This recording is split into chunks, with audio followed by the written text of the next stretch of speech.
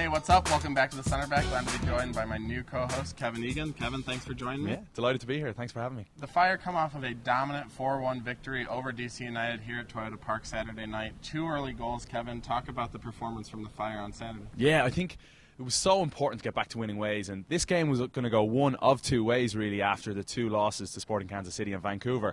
Luckily for us, it was a confident performance from minute 1, full of confidence, and I think that percolated through the rest of the team after the Chris Rolfe early goal. Chris Rolfe's early goal, Joe Lindpere adds one in the 11th minute. I think maybe the biggest goal of the night, though, was the one right before halftime. Chris Rolfe's brace, sending the Fire into the locker room up 3-0. Joe Lindpere spoke about his performance, probably the best in a Fire shirt. Well, you've mentioned a couple of guys and you've mentioned confidence, and I think earlier on in the season a lot of people questioned Chris Rolfe, Austin Berry, Dilly Duca, Joe Lindpere. Those 4 guys were all immaculate against DC at home. Chris Rolfe bagged the brace, like you said. Joe Lindpere was really important for the team going forward, and he showed it after just a minute or 2 for Chris Rolfe's assist, and it was an aggressively confident performance, and it was wonderful to see going into now a huge stretch of games against our Eastern Conference opponents. Other news from that night, Kevin, Fire President of Soccer Operations Javier Leon addressed the media at halftime and alluded to the fact that the club is close to signing a young Ecuadorian forward believed to be Juan Luis Anangano.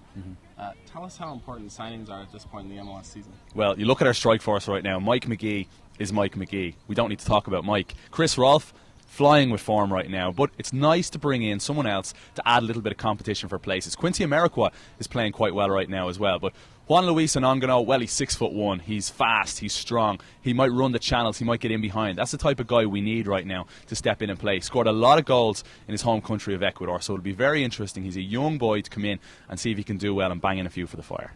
Kevin, stay tuned for news on that potential player signing here on Chicago-Fire.com. In other news, Leon also mentioned that the club is actively seeking a loan deal for Dutch designated player Sergio McDonald. We'll see what comes of that.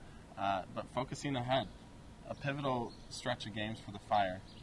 Houston on Saturday, Philadelphia in 2 weeks' time, and DC United back here at home in the Open Cup semifinals. Talk about the upcoming stretch and specifically how important is trying to get a result in Houston on Saturday. Who's excited? This is it. Big time moments for big time players.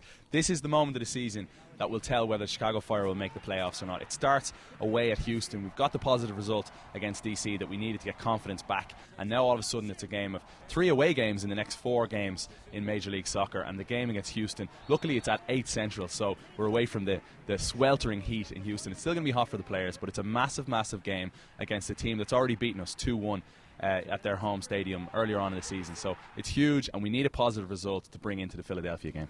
Houston, always a tough place to play, whether it's the Heat or BBVA Compass Stadium. Catch that game 8 p.m. Central Time on NBC Sports Network this Saturday. Kevin, I think you did a great job for the first time. Thanks for joining me. Delighted. Kevin Egan, I'm Jeff Crandall. See you next time on the Centerback.